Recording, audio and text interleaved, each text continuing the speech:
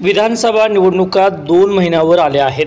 या निवडणुकीत कराड उत्तरचा आमदार हा भाजपचाच झाला पाहिजे असे प्रतिपादन मान खटावचे आमदार जयकुमार गोरे यांनी व्यक्त केले। पुसेसावळी येथे वर्धन कारखान्याचे कार्यकारी संचालक विक्रमबाबा कदम यांच्या वाढदिवसानिमित्त शनिवारी 27 रोजी शुभचिंतन सोहळ्याचे आयोजन करण्यात आले होते। यावेळी आमदार जयकुमार गोरे यांनी उपस्थित राहून विक्रमबाबा कदम यांना शुभेच्छा दिल्या। यावेळी भाजपचे सातारा जिल्हा अध्यक्ष व कराड उत्तरचे नेते धैर्यशील दादा कदम, विक्रमबाबा कदम, सत्वशील कदम, रहमतपूरचे माजी नगराध्यक्ष संपतराव माने यांच्यासह कराड उत्तर विधानसभा मतदारसंघातील भाजप पदाधिकारी व मान्यवर, पुसेसावळी जिल्हा परिषद गटातील कार्यकर्ते मोठ्या संख्येने उपस्थित होते। यावेळी बोलताना आमदार जयकुमार गोरे म्हणाले, असं कुटुंब, असे भाऊ, असं नेतृत्व जेव्हा कुटुंबाचं पाठबळ नेतृत्वाच्या पाठीशी उभं राहतं, कुटुंब जेव्हा एकत्र येऊन सगळ्या संकटाचा सामना करतं, तेव्हा कसलंही संकट आलं तरी ते परतवून लावायची ताकद या कुटुंबामध्ये आहे। कारण सगळे कुटुंब एकत्र आहे, बंधू एकत्र आहे, कुटुंबातील लोक एकत्र आहेत आणि संघटितपणे या भागामध्ये, या तालुक्यामध्ये, या मतदारसंघामध्ये लोकांची सेवा करण्याचं काम ही सगळे मंडळी करत असतात। बाबांच्या बाबतीत मी सांगायची आवश्यकता नाही, तुम्ही सगळेजण बाबांच्या संबंधित आहात। धैर्यशील दादा या जिल्ह्यामध्ये, तालुक्यामध्ये काम करत असतात। बाबांच्या दादांच्या सोबत ताकदीनं किंवा दादांच्या उपस्थितीत, दादांच्या पाठीमागं ताकदीने ही संघटना पुढे नेण्याचं काम आमच्या विक्रम बाबा करत असतात। आणि हे सगळं करत असताना उद्योगधंद्याचा व्याप सांभाळायचं काम, कारखाना चालवायचं काम, या सगळ्यामध्ये बाबा मजबूतीने उभे असतात। त्यांचाच प्रोग्राम आपण सगळ्यांनी बघितलं की आता वर्धन चालता कारखाना अल्पावधीत एवढ्या नावाला लागला। दादा कदाचित राजकारणामध्ये मी तुम्हाला शिकलेला असेल, मिळालेलं आहे, पण राजकारणाला शिकलेला असेल, बाकी तसा सुदैव आहे, नशिबान पण आहे। संघर्ष माझ्या 5वीला पोचलेला असला तरी सुद्धा मी ह्या वयामध्ये 3 वेळा आमदार आहे। त्यामुळं या सगळ्यांच्या आशीर्वादानं काम करत असताना मी दादाला म्हटलं, दादा निवडणूक आल्यावर माझ्यावर केस झालेली आहे, मलाच पैसे नव्हतं, मलाच चैन मिळत नाही, ते निवडणूक आली आणि केस झालं नाही असं झालं नाही पाहिजे। तर त्यातलं एक शक्ती मिळते काम करायची आणि लक्षात येते की आपल्या समोरचे विरोध कुठल्याही पातळीवर जाऊन आपल्याला विरोध करू शकतात, त्यासाठी आपण सावध असलं पाहिजे। त्यासाठी सावधानतेचा इशारा मला ते कायम देत असतात। मग प्रचंड संघर्षाचा हा कालखंड कदम कुटुंबियांनी अनुभवलेला आहे। राजकीय संघर्ष त्यांचा चालू आहे, वडिलांचा समाजकारणाचा वारसा पूर्वीपासून त्यांच्यासोबत आहे आणि हे असताना अल्पावधीत या कुटुंबानं स्वतःचं असं एक वेगळं अस्तित्व या तालुक्यामध्ये, जिल्ह्यामध्ये निर्माण केलेलं आहे। आपण सगळ्यांनी बघितलं विधानसभेच्या 2 निवडणुका झाल्या आणि या दोन्ही निवडणुका या कुटुंबाने ताकदीनं लढवल्या। आपल्या सगळ्यांच्या भरोशावर, आपल्या सगळ्यांच्या आशीर्वादावर ताकदीनं त्या दोन्ही निवडणुका त्या धैर्यशील दादा लढवल्या। या निवडणुका लढवत असताना त्यांच्यासमोर एक सगळ्यात मोठा प्रश्न यायचा, निवडणूक लढवत असताना विरोधातल्या माणसाचा ऊस समोरचे राजकारणी लोक जे आहेत त्यांच्याकडे कारखाना आहे, की लोक समोरच्या पार्टीतल्या लोकांच्या ऊसाचं राजकारण करायचा प्रयत्न करायचे आणि जी माणसं पुढे होऊन त्या नेतृत्वाच्या विरोधात काम करतात, सह्याद्रीच्या कारखान्याच्या विरोधात काम करतात, किंबहुना त्या नेत्याच्या विरोधात काम करतात, त्या लोकांना उसाच्या माध्यमातून त्रास देण्याचं काम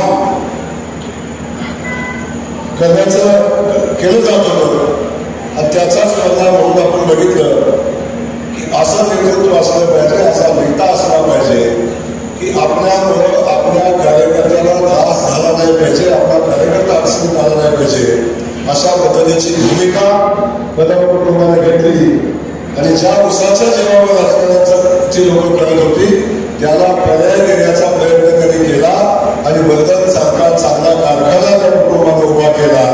हा मगाशी बाबा बोलताना की आम्ही चांगला दर देतो.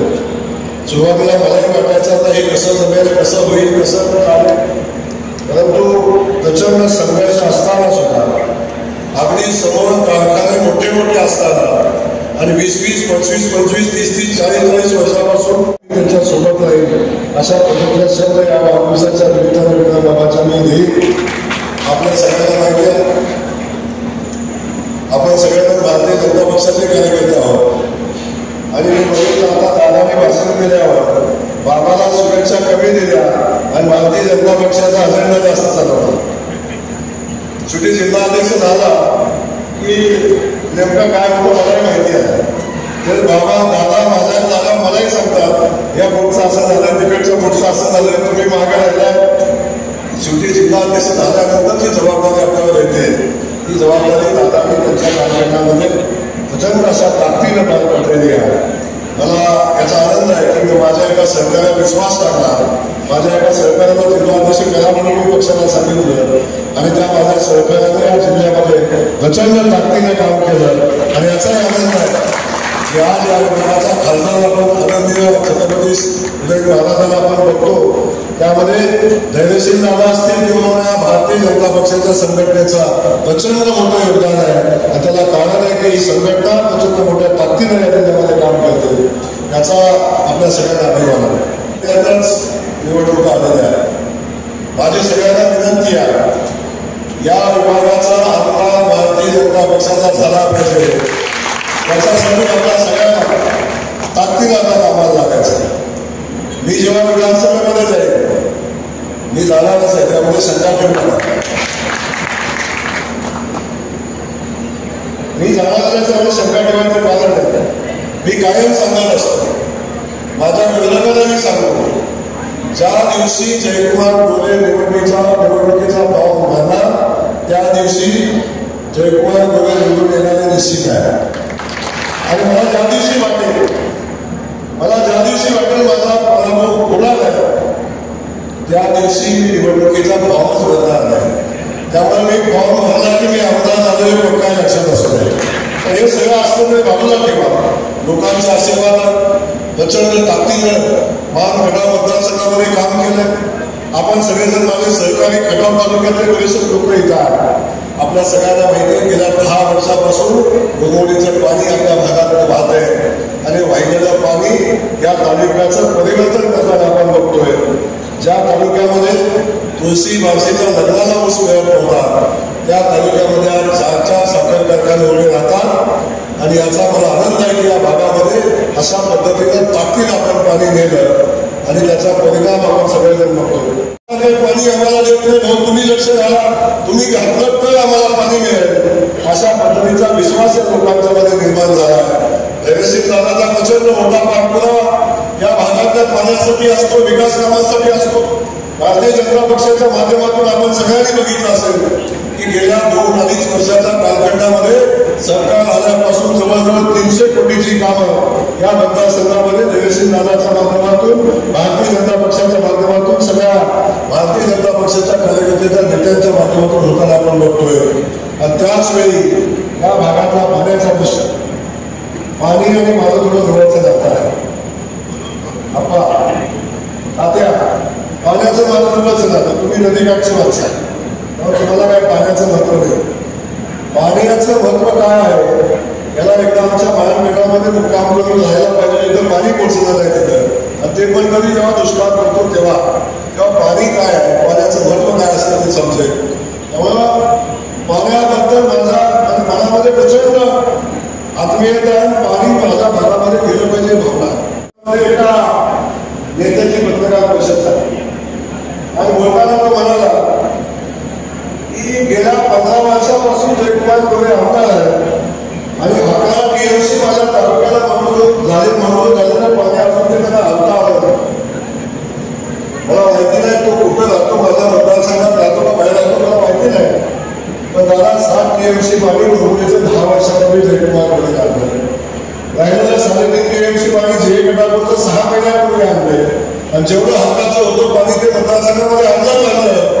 पण जे आम्हाला वाटायला नव्हतं असं 5 TMC पाणी मी माझ्या मतदारसंघात आणलंय. सुरुवात दिवशी मला मतदारसंघामध्ये गावाला पाणी देता आलं नाही याचं दुःख या ठिकाणी जिल्ह्याचा आमदार म्हणून मला.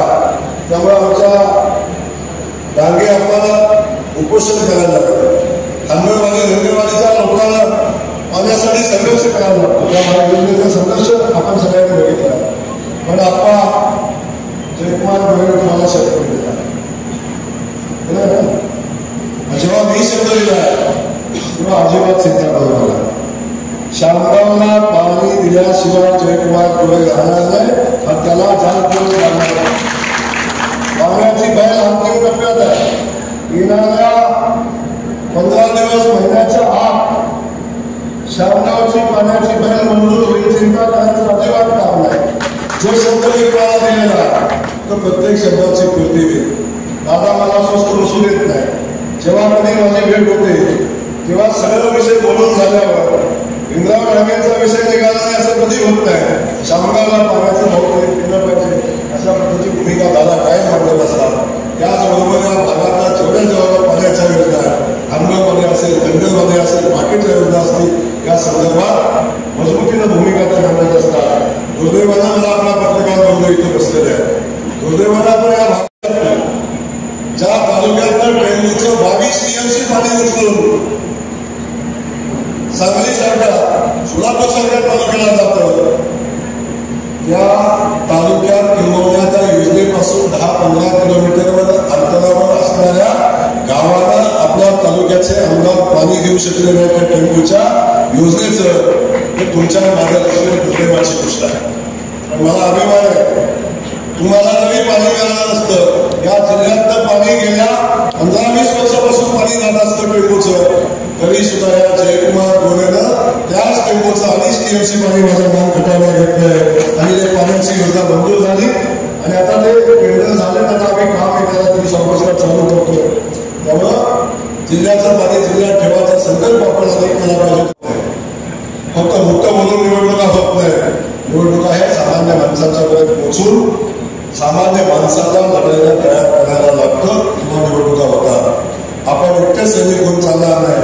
जेव्हा सामान्य माणूस सैनिक होईल, सामान्य मतदार सैनिक होईल, सामान्य मतदार परिवर्तनाच्या लढाईतला सैनिक होईल तेव्हा निवडणूक आपण हातामध्ये घेऊ शकतो.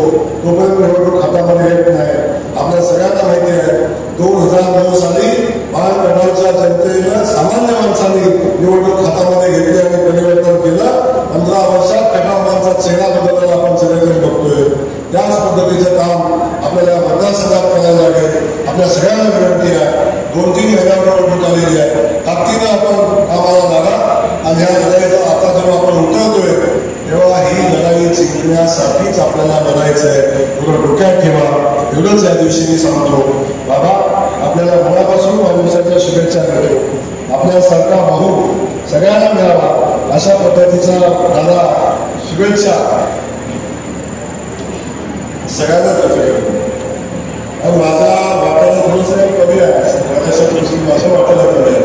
म्हणून मी कायम सांगत असतो की शेवटी संघर्ष आपण सगळेजण करत असतो. पण कौटुंबिक संघर्ष खूप अडचणीचा असतो.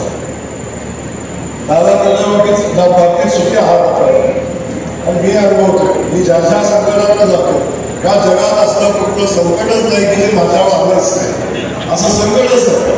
त्या सगळ्या संकटांना सामना करत असताना सगळ्या संकटातून पाऊल सुरातून निघालोय.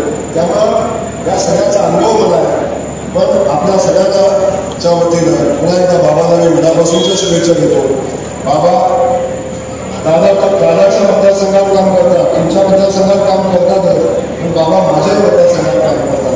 बाबांचे मदत करत असते त्यावेळी दादा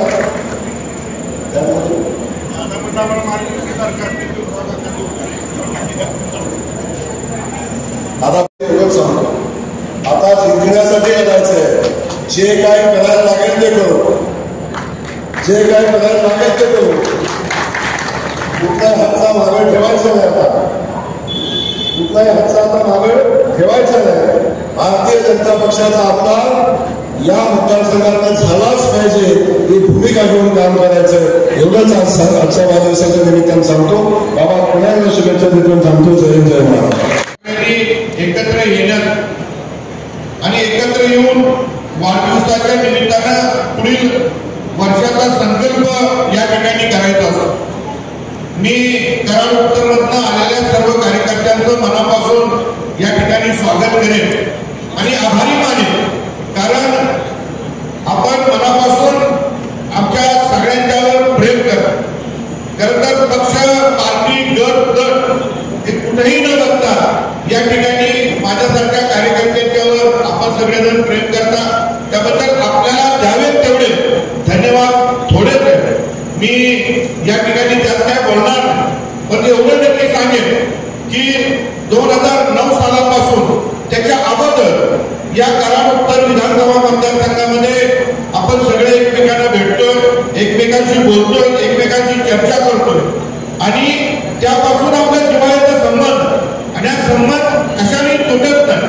आणि 2014ची निवडणूक असू द्या, 2019ची विधानसभेची निवडणूक असू द्या, या ठिकाणी आपण सगळ्यांनी आमच्यासारख्या कार्यकर्त्यांच्यावर मनापासून प्रेम केले.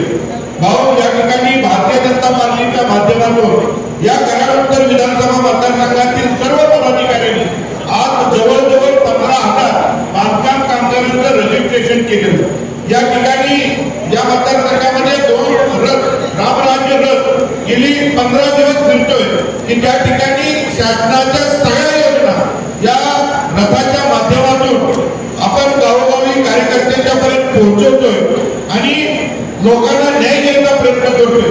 आमचं टार्गेट आहे की येत्या 15 दिवसामध्ये आपण कमीत कमी 20,000 बांधकाम कामगार रजिस्ट्रेशन क्रॉस करू आणि येणाऱ्या काही दिवसामध्ये आपल्या मार्गदर्शनाखाली संबंधित मंत्री सुरेश खाडे साहेब असतील यांना आणून 15,000 लोकांना एका वेळी हे भांड्याचं किट द्यायचं काम आपण येत्या 15 दिवसामध्ये करणार आहोत. त्याचप्रमाणे लाडकी बहीण योजना, या लाडकी बहीण योजनेचं सुद्धा फॉर्म आपले भारतीय जनता पार्टीचे कार्यकर्ते या ठिकाणी गावोगावी भरत आहेत आणि लोकांना मदत करत आहेत. मी या निमित्तानं आपल्या सगळ्यांना विनंती करेन की आपले नेते आदरणीय नरेंद्र मोदी साहेब या देशातल्या प्रत्येक बारीक लोकांची काळजी घेत असतात आणि त्याचप्रमाणे महाराष्ट्र सरकारनं सुद्धा खूप मोठ्या योजना या ठिकाणी योजलेल्या आहेत आणि त्या योजना आपण सगळ्यांनी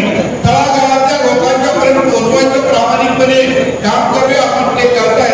मी जयकुमार गोरे भाऊंना विनंती करेन की भाऊ, या ठिकाणी वाढदिवस हा निमित्त आहे, परंतु काही मागण्या आमच्या या ठिकाणी आपल्याकडे आहेत की जसा आपला शामगावचा पाण्याचा प्रश्न आहे, जसा इंदोली आणि चोरे या उपसा सिंचन योजना 50 मीटरवरून 100 मीटर हे करायचं आहे. माझ्या कोरेगाव तालुक्यातल्या कनेरखेड पासून नागझरीपर्यंत गावांना पाणी द्यायचं. या ठिकाणी सातारा तालुक्यातल्या काही गावा उर्मोडीच्या उजव्याकरणापासून वंचित आहेत आणि या सगळ्यांसाठी भाऊ येणाऱ्या 8 दिवसांमध्ये आपण आदरणीय उपमुख्यमंत्री देवेंद्र फडणवीस साहेब यांच्याबरोबर जी आपली चर्चा प्रत्यक्ष झाली त्या चर्चेनुसार या बैठक लावणं आणि या योजना मंजूर करून घेणं हे खूप महत्वाचं आहे. या सगळ्यांच्या मार्फत आपण जवळजवळ 300 कोटी रुपयांचा निधी या ठिकाणी बसलेल्या प्रत्येक गावामध्ये आपण दिलेला आणि त्यामुळं आज आम्ही कराड उत्तरच्या सगळ्या कार्यकर्त्यांच्या वतीनं आपल्या मनापासून आभार मानतो. भाऊ, आपण आमदार, आपण सत्तेतले आमदार आणि म्हणून आपल्या सुद्धा मतदारसंघामध्ये स्मार्ट शाळेला पैसे मिळाले.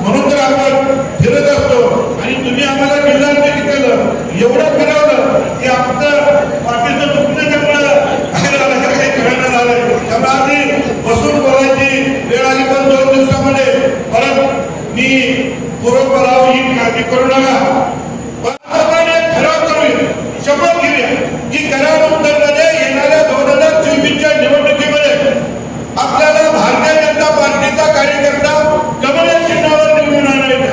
वरिष्ठ जो नेता आपल्याला देतील, वरिष्ठ मी परत शब्द उच्चारतोय की वरिष्ठ जो कार्यकर्ता आपल्याला उमेदवार म्हणून देतील त्या उमेदवाराचं आपण सगळ्यांनी इथं बसलेल्या स्टेजवरच्या सगळ्या